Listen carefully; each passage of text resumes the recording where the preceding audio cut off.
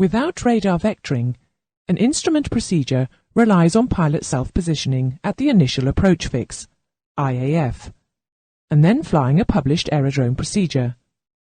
This may be done using a facility on the aerodrome that serves both as the IAF and the MAPT.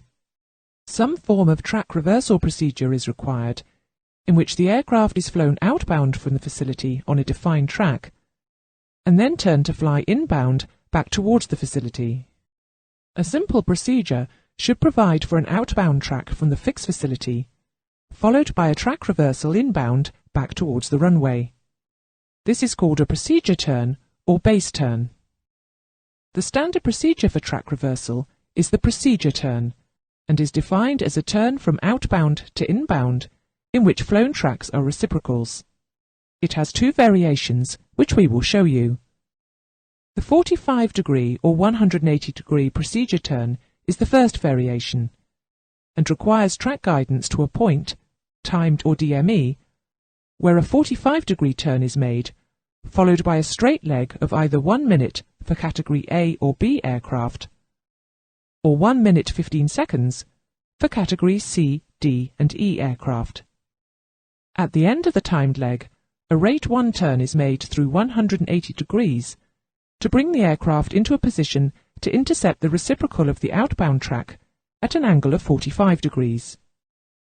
The 80-degree or 260-degree procedure turn requires track guidance to a point using time or DME as a reference, where an 80-degree Rate 1 turn is made, followed immediately by an opposite direction 260-degree Rate 1 turn.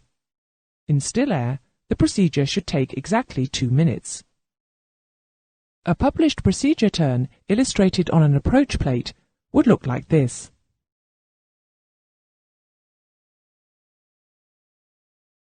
An alternative to this is the base turn procedure, which is usually associated with a VOR beacon. A base turn can be specified where the inbound track is not the reciprocal of the outbound track. The specified outbound track is followed to a predetermined point at which a Rate 1 turn is made, so that the aircraft rolls out onto the required inbound track. In order to obtain an accurate outbound track, the procedure is defined to allow an aircraft to maneuver at the IAF prior to commencing an instrument procedure. You will soon discover that the racetrack pattern, which consists of a turn from the inbound track through 180 degrees at the facility or fix, after which an outbound leg is flown to a point defined by time, or at a fix at which another 180-degree turn is made to bring the aircraft back onto the inbound track to the aerodrome.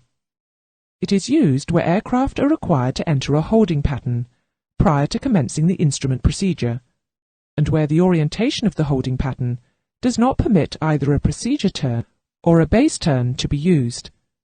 It will normally be specified as an alternate procedure, and specific instructions will be on the plate. Racetrack procedures are usually used where sufficient distance is not available in a straight segment to accommodate the required loss of altitude, and when entry into a reversal procedure is not practical. In these cases, the particular pattern one flies is prescribed, to ensure that the aeroplane remains within the designated airspace. The pilot must strictly adhere to the directions and timings. The following specifies the procedures to be adopted when flying racetracks and reversals. Entry. Unless specified otherwise, procedures will be entered from a track within plus or minus 30 degrees of the outbound track of the reversal procedure. For base turns where the plus or minus 30 degrees direct entry sector does not include the reciprocal of the inbound track, the entry sector is expanded to include it. Speed restrictions.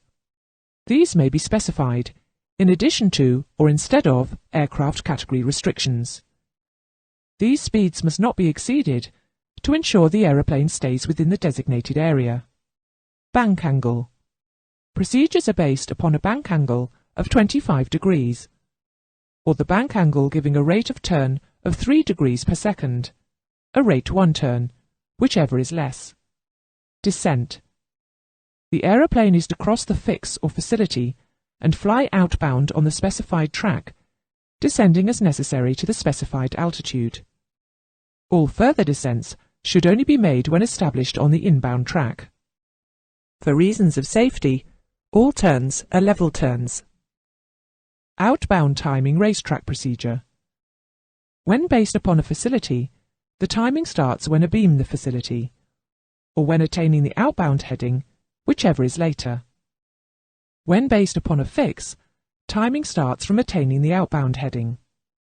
The turn onto the inbound track should be started within the specified time adjusted for wind, or when encountering any DME distance or radial bearings specifying a limiting distance, whichever is first.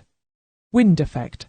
Due allowances should be made in both headings and timings to compensate for the effects of wind to regain the inbound track as accurately and expeditiously as possible, and therefore achieve a stabilized approach. DME distances should not, however, be exceeded when flying the outbound track. RNAV procedures, based on VOR DME co-located facilities, are non-precision procedures and are increasingly being used.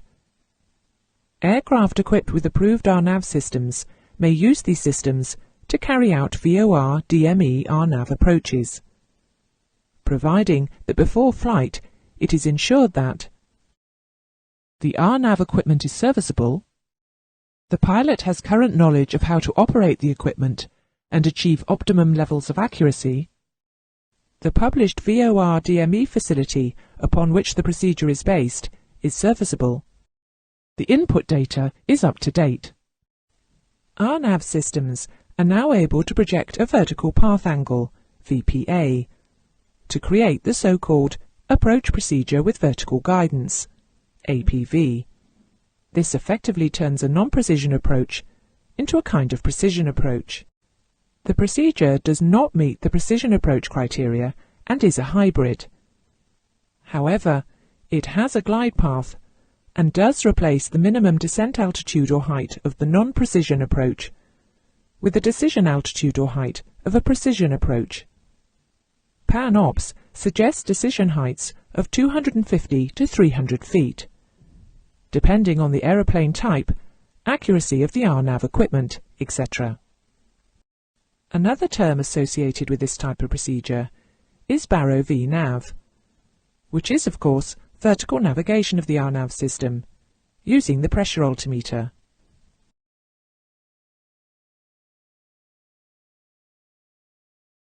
You must not forget that there are several factors that affect the accuracy of RNAV systems. To remind you, these are ground station tolerance, airborne receiving equipment tolerance, flight technical tolerance, system computational tolerance, and distance from the reference tolerance.